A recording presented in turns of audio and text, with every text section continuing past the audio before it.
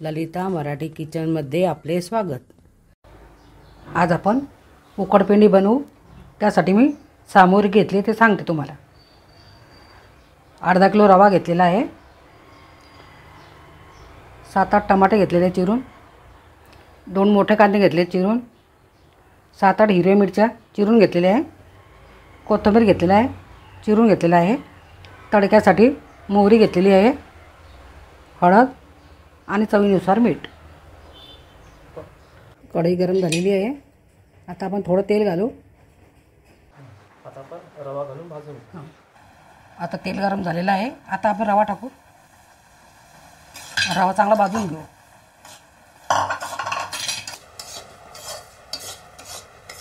दोन मिनिटं रवा भाजून घेतलेला आहे, चांगला मस्त खमंग रवा भाजलेला आहे। आता तो काढून घेऊ।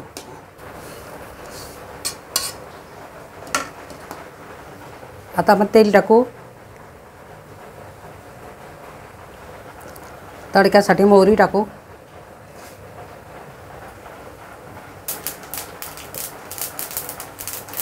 कांदा टाकू,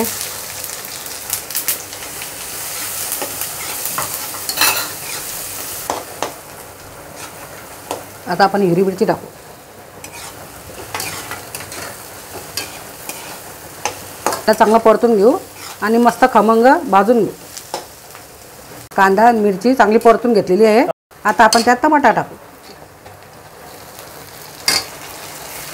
तर 2 मिनिटांसाठी आपण झाकण ठेवून एक वाफ काढून घेऊ। आता 2 मिनिटं झालेली आहे। कांदा, हिरवी मिरची, टमाटा चांगला फ्राय झालेला आहे। आता आपण थोडं हळद घालू। हे उकडपेंडीसाठी मी हे पाणी उकळून घेतलेलं आहे, हे आता आपण घालू।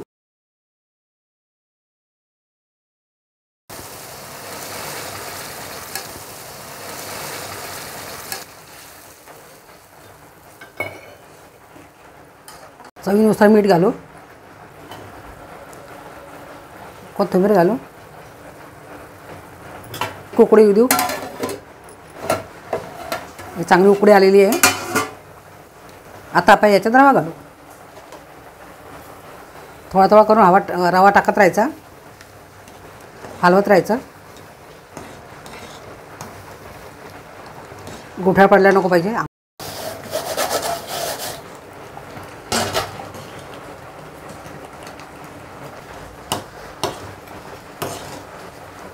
कोथिंबीर घालू, बारीक गॅस करून 1 मिनिटाचे झाकून ठेवू। 2 मिनिटं झालेले आहे, आता आपण ते वाढू।